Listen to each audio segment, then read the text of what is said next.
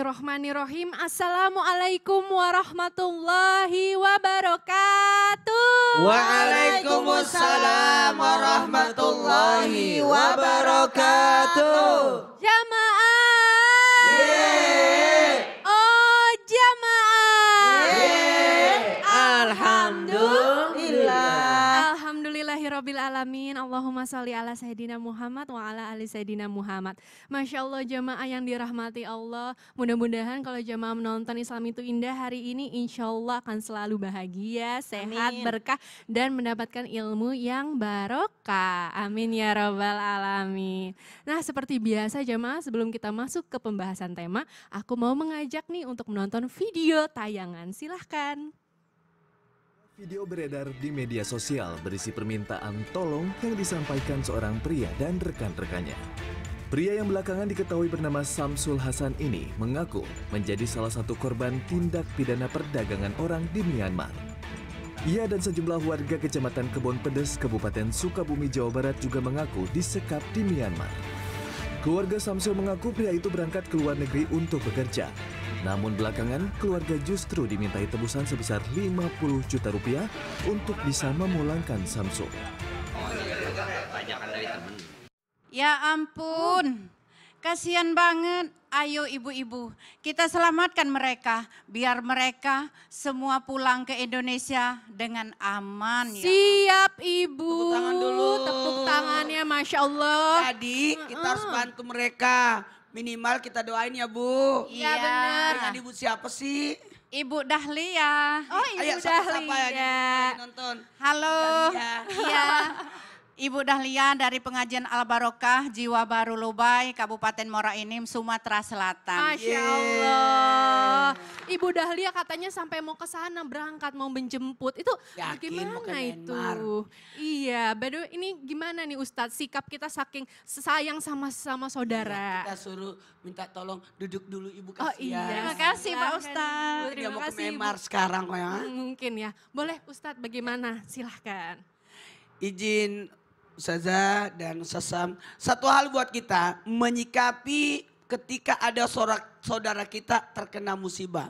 Setidak-tidaknya betul tadi kata Ibu, Masya Allah, kita doakan. Yang paling penting perlihatkan bantuan kita walaupun bukan berupa materi. Perhatian, kepedulian, menyemangati.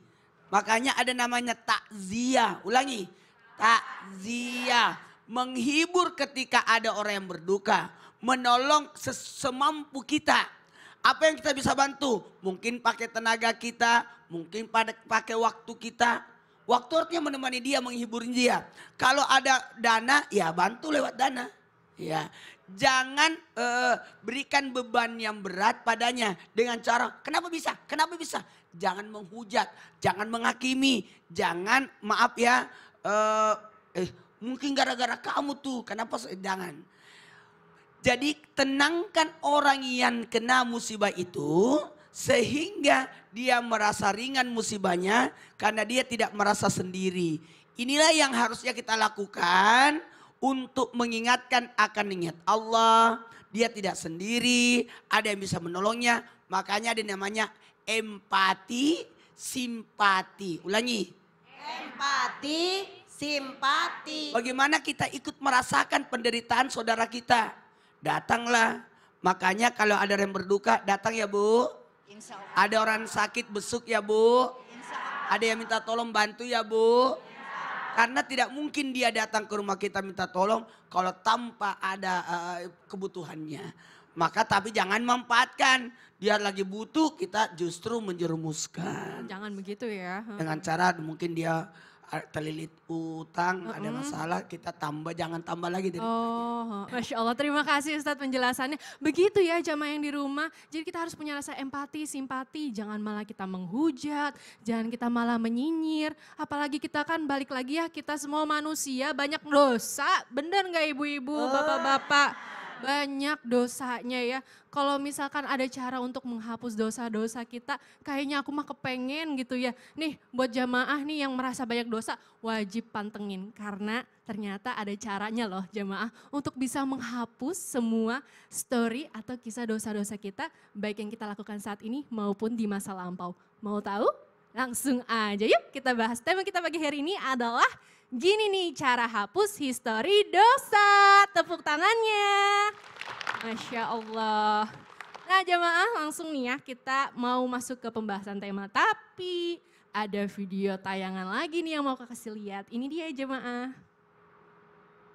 Masya Allah lihat tayangan tadi tuh Masya Allah. Iya sedih gitu tapi nangisnya di belakang aja ya. Umi aku mau nanya dulu sekarang. Iya, gimana kakak saya? Umi namanya manusia nih nggak pernah luput dari dosa, salah, bener kan ya? Betul banget. Tapi kata Rasulullah katanya kita itu bisa menghapus semua dosa-dosa kita dengan cara kita tidak boleh putus asa Boleh putus dan asa. senantiasa melakukan kebaikan. Kebaikan. Tapi gimana nih kalau misalkan kita ngelakuin dosa terus-terusan, kebaikannya nggak ada artinya dong. Gimana itu? Silakan Umi. Makasih Kakak Betari, mohon izin Ustadz Syam, Ustadz Tumana serta bunda-bunda soleha yang CCM cantik-cantik manja. Assalamualaikum warahmatullahi wabarakatuh. Alhamdulillahirrabbilalamin wassalatu wassalamu ala nabina Muhammadin amma ba'du. Alhamdulillah puji syukur kita bisa bareng lagi di sini bersama bunda-bunda soleha. Mudah-mudahan kita juga yang pada punya dosa Allah berikan ampunan-ampunannya. Jadi kalau kita ngomongin apakah kita punya dosa? Pastinya pemirsa kita punya dosa. Tapi alhamdulillah kita diberikan oleh Allah dan juga ada pesan dari Nabi bahwa bisa saja kita bisa menghapus histori dosa kita. Gimana caranya? Nah yang pertama kita itu yang penting jangan putus asa. Teruslah berbuat baik pemirsa. Dan ternyata di dalam hadis nyatakan bertakwalah kepada Allah dimanapun kita berada. Ittaqillah haitsuma kunta. Bertakwalah dimanapun kita berada semuanya nih. Mau di pesantren, mau di rumah, mau di pasar, bertakwalah. Karena apa? Iringilah perbuatan dosamu dengan amal kebaikan. Karena kebaikan itu dapat menghapus kesalahan-kesalahan kita. Serta bergaulah dengan orang lain dengan akhlak yang baik. Ini di dalam hadis nyatakan apa? Wa khaliqin nas bihulukin hasan. Jadi kalau kita kepengen histori dosa kita diampuni oleh Allah, satu, jangan putus asa. Yang kedua, terus aja berbuat baik. Karena kita manusia biasa, kadang punya dosa, kadang punya pahala. Yang penting kita terus berbuat baik, janganlah ditunda-tunda. Hey. Berbuat baik, janganlah ditunda-tunda. Menurut Umar bin Khattab, bertakwa itu gini bunda. Bunda? Bunda-bunda? Mau tahu bertakwa? Kalau kita jalan di tengah-tengah tuh ada duri, kira-kira ibu mau nginjak duri apa mau minggir? Maka kalau orang bertakwa adalah ketika ada duri kita singkirkan. Baru kita jalan. Bismillahirrahmanirrahim. Ala Allah. Jadi jangan diinjak, itu namanya zolim, namanya tidak bertakwa. Itu kata Umar bin Khattab. Terima kasih Umi penjelasannya Masya Allah. Jadi begitu ya jangan pernah putus asa dan selalu berbuat kebaikan. Karena kita ya balik lagi manusia ya. Kadang di atas, kadang di bawah. Ini ya semangat ibadahnya gitu. Jadi terus berbuat kebaikan. Nah sebelum aku mau lanjut nih ke pertanyaan selanjutnya. Aku mau kasih lihat ada video tayangan seorang anak selalu mengikuti ayahnya ke masjid. Masya Allah. Silakan. Ustaz, tapi kalau lihat dari video tayangan tadi tuh seumuran Baraka ya jadi gemes gitu Masya Allah. Subhanallah. Barak suka ikut, untung belum mau jadi imam. Benar begitu, Masya Allah. Nah ini berhubung nih sama pertanyaan aku Ustadz, katanya ada yang bilang kalau dosa kita itu bisa terhapus dengan jejak langkah kita selama pergi ke masjid. Benar begitu? Masya Allah banget ya. Tapi kalau misalkan di masjidnya nggak ngapa-ngapain, diem aja itu gimana Ustadz? Baik. Silahkan penjelasannya. Tapi guruku Ustaz Maulana, Bunda Lulung, Betari serta guru-guru kami yang dimuliakan Allah Subhanahu wa taala, Al-Qur'an surah Al-A'raf ayat 31. A'udzu billahi minasy syaithanir rajim. Ya bani Adam khudhu zinatakum 'inda kulli masjidin wa kulu washrabu. خذوا زينتكم عند كل مسجد وكلوا واشربوا ولا تسرفوا innahu la yuhibbul musrifin.